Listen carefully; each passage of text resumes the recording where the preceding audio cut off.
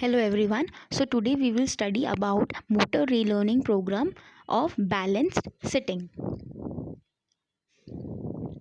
सबसे पहले जैसा हमने लास्ट वीडियो में देखा था, जो इंट्रोडक्शन वीडियो था ऑफ एमआरपी के अंदर हमारे 4 स्टेप्स होते हैं और उससे पहले हम किसी भी टास्क का जैसे sitting, sit to stand, standing, उसका हम एसेंशियल कंपोनेंट बनाते हैं। तो एसेंशियल क्या है सिटिंग अलाइनमेंट के कि जो फीट एंड नीज है वो क्लोज टुगेदर होने चाहिए, वेट जो है वो इवनली डिस्ट्रीब्यूटेड होना चाहिए over the buttocks, flexion of hip with extension of trunk होना चाहिए, यानी कि शोल्डर आपके हिप्स के एकदम ऊपर होने चाहिए, and head balanced on level shoulders. So reaching side, for example इस इमेज में आपको दिख रहा है कि एक इंडिविजुअल है वो साइडवेज रीच कर रहा है, तो इसके लिए आपको पोस्चरल एडजस्टमेंट्स करने पड़ते हैं which are specific to the task. For example आप देख रहे हो कि अगर वो साइड में रीच कर रहा है तो उसका पोस्चर अलग है, अगर वो नीचे से कोई चीज़ उठा रहा है इंडिविजुअल तो उसका पोस्चर अलग है। तो सबसे पहले स्टेप 1 जो है वो है एनालिसिस ऑफ टास्क। तो इसमें हम क्या करते हैं कि हम पेशेंट का जो अलाइनमेंट है इन सिटिंग पोजीशन उसको ऑब्जर्व कर रहे हैं, हम पेशेंट की एबिलिटी को एसेस कर रहे हैं, एनालाइज कर रहे हैं कि वो सेल्फ इनिशिएट मूवमेंट्स कैसे कर रहा है लिम्ब की।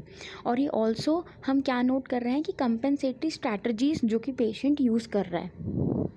सो कंपेंसेटरी स्ट्रैटेजीज़ जो कि हमें पेशेंट में मिलेंगी जो कि ढंग से बैठ नहीं पाते, यानी कि अनबैलेंस सिटिंग है, वो क्या क्या होंगी कि उनका वाइड बेस ऑफ सपोर्ट होगा, मतलब कि उनकी फीट और नीज जो होंगी वो बहुत दूर दूर होंगी, पास में नहीं होंगी।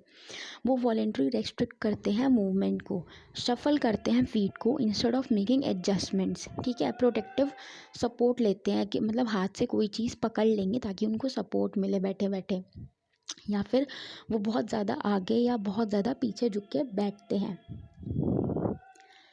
जैसे कि जो पहली इमेज है उसमें आप देख रहे हो कि पेशेंट का इनएफिशिएंट हिप फ्लेक्शन है, तो वो कंपेंसेट कैसे कर रहा है, by trunk and neck flexion. दूसरी इमेज में आप क्या देख रहे हो कि पेशेंट कैसे ढंग से बैठ पा रहा है कि जो अपना वो लेग है उसके ऊपर एक अपना हैंड को स्टेडी करके उसकी सपोर्ट लेके वो बैठ पा रहा है। इस इमेज में आपको क्या दिखाई दे रहा है कि जो पेशेंट है वो लीन फॉरवर्ड कर रहा है बाय कंपेंसेटरी मूविंग साइडवेज, मतलब वो सामने से झुक के नहीं कर रहा, पहले वो साइड में शिफ्ट हो रहा है, लीन हो रहा है, उसके बाद वो ऑब्जेक्ट को उठा रहा है।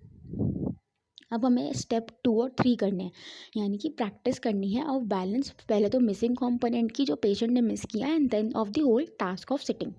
तो इसमें हम क्या करेंगे, पेशेंट का सिटिंग बैलेंस पुअर है तो हम उसे एक फर्म लो बेड देंगे, ठीक है, with feet on the floor, ताकि जो उसकी फीट है वो फ्लोर पे टच करें, and this can be combined with training in standing up and sitting down. तो सबसे पहले कि हमें पेशेंट को पोस्चरल एडजस्टमेंट ट्रेन करना है जिसकी वजह से जो उसका सेंटर ऑफ ग्रेविटी है वो शिफ्ट कर सके। तो इसमें क्या पोजीशन क्या होगी पेशेंट की और थेरेपिस्ट की, जो पेशेंट है वो बैठेगा, ठीक है, बेड के ऊपर, और उसके जो हैंड्स होंगे वो उसके लैप में होंगे, और पेशेंट अपना हेड और ट्रंक उसको लुक ओवर करेगा over the shoulder and return to the mid position, यानी बेसिकली कि वो इधर उधर अपने हेड को रोटेट करेगा। जैसे कि आप इस इमेज में देख रहे हो कि जो पेशेंट है he will look behind, he will look to the side ways, ठीक है। तो इसमें हम इंस्ट्रक्शन क्या देंगे, turn around, look behind you. इसमें हमें चेक क्या करना है कि जो पेशेंट है वो अपने लेग को ना मूव करे, सिर्फ उसका ट्रंक और नेक मूव होना चाहिए rather than moving his leg, ठीक है, और उसका जो हाथ है वो उसकी लैप पे ही होना चाहिए। इससे पेशेंट को क्या मिलता है कि वो स्मॉल स्मॉल एडजस्टमेंट करने को सीखता है और उससे एक सेंस ऑफ बैलेंस आता है, तो इसलिए ये कराना ज़रूरी होता है। देन और इसमें हम क्या कर सकते हैं कि जैसे ये पेशेंट ऐसे बैठा हुआ है, ये पोजीशन है, हमने पेशेंट के हाथ के नीचे 2 पिलोज़ लगा दिए, 2 या 3 pillows depending upon the height, उसका एल्बो हमने फ्लेक्स कराया और हम पेशेंट को अफेक्टेड साइड पे लीन करा रहे हैं, और फिर हम पेशेंट को कह रहे हैं कि आप दोबारा से सीधे होके बैठो, ठीक है। तो इसमें क्या है, पहले हम इंस्ट्रक्शन क्या देंगे कि lower yourself to the pillow and now set up, get back to your position. इसमें पेशेंट को पीछे और आगे नहीं झुकना, पेशेंट को सिर्फ साइड में आना है और फिर वापस सीधे हो जाना है। तो इससे पेशेंट को क्या, एक तो कॉन्फिडेंस मिलता है और उसको कंट्रोल मूवमेंट को कैसे करते हैं वो आता है।